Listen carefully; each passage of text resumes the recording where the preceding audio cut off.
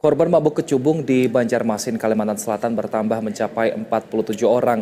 Selain 2 orang meninggal dunia, sebanyak 36 orang dirawat di Rumah Sakit Jiwa Sambang Lihum dan 9 orang menjalani rawat jalan. Korban mabuk kecubung di Kalimantan Selatan mencapai 47 orang. Sebanyak 36 orang menjalani rawat inap di Rumah Sakit Jiwa Sambang Lihum, Kabupaten Banjar.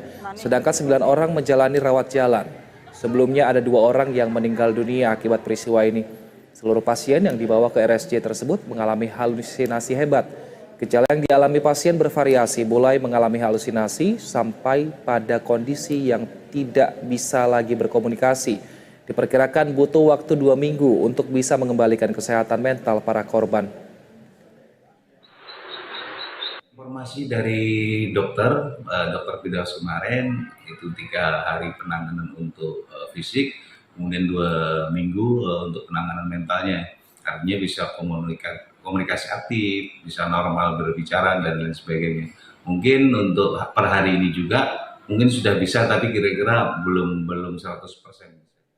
Dan untuk mengetahui kondisi terkini bagaimana penanganan pasien yang masuk RSJ akibat mabuk kecubung, kita telah terhubung dengan Budi Harmanto, Humas dan Informasi Rumah Sakit Jiwa Sambang Lihum.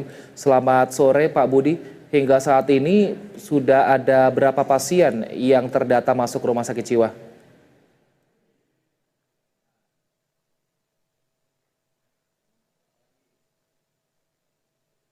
Pak Budi, selamat sore. Hingga sore hari ini ada berapa pasien Pak yang terdata yang masuk dalam Rumah Sakit Jiwa?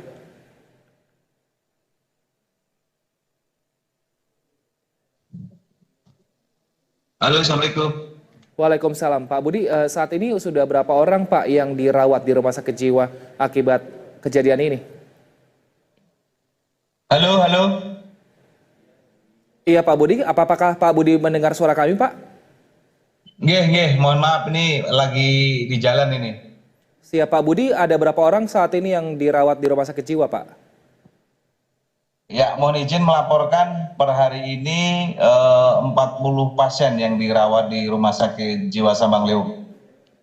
Baik, gejalanya apa saja Pak dari pasien-pasien yang dirawat ini, dari gejala paling ringan hingga paling berat?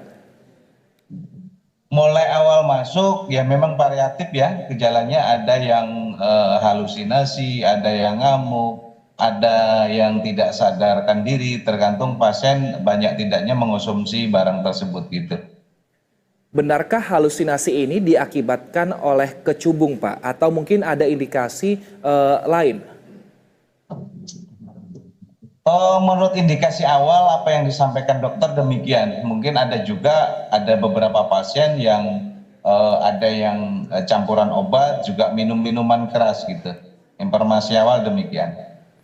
Baik, lalu penanganannya seperti apa Pak? Ini kan cukup banyak. Apakah mereka semuanya diisolasi dalam satu ruangan atau seperti apa yang dilakukan oleh pihak Rumah Sakit Jiwa?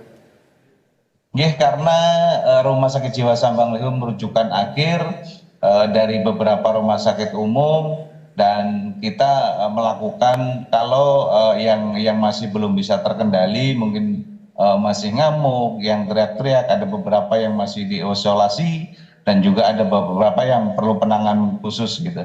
Tapi memang dari 47 pasien yang dirawat di Rumah Sakit Sambang Lihum memang bertahap udah mulai berangsur-angsur, mulai ada beberapa perkembangan yang signifikan ya. Baik, tadi kan Anda menyebutkan tidak hanya kecubung, tapi ada juga faktor lain seperti minuman dan juga obat-obatan. Bisa dielaborasi Pak, sebenarnya minuman seperti apa dan juga obat-obatan apa yang dikonsumsi oleh pasien ini? Itu menurut informasi awal itu ada yang diekstrak, ada yang langsung mereka konsumsi secara bersamaan. Tapi untuk memastikan itu nanti biar pihak-pihak berwajib yang bekerja untuk memastikan apakah memang ini diakibatkan salah satu dari beberapa tiga jenis tadi, atau apakah ini memang merupakan sindikat yang dijual belikan kepada masyarakat. Ini biar pihak berwajib yang melakukan tindakan lebih lanjut gitu Mas. Baik, kalau untuk 47 pasien yang diterima di pihak rumah sakit ini, asalnya dari mana saja Pak? Apakah dari satu lokasi atau mungkin dari desa atau kecamatan yang berbeda? Kalau di data sementara termasuk di Kalimantan Selatan dan di Kalimantan Tengah.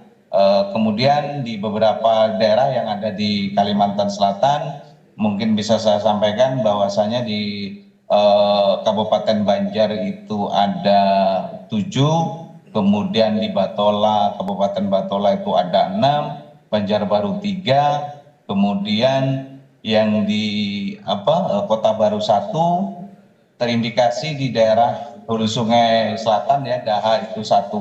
Kemudian yang tercatat di kami untuk dari provinsi tetangga Kapuas atau Kalimantan Tengah itu ada 3 pasien gitu. Baik, untuk bisa normal kembali, dari pihak rumah sakit memperkirakan kapan akan pulih pasien-pasien ini?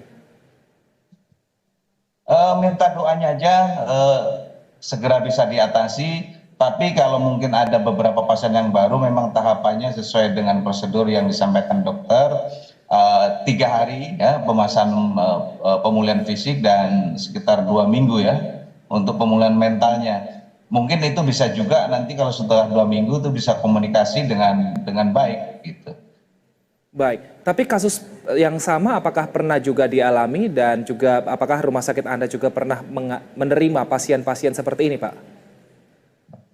Mungkin ini fenomena baru ya di Kalimantan Selatan. Bahkan saya sendiri baru pertama kali mengalami ini dengan jumlah yang signifikan gitu.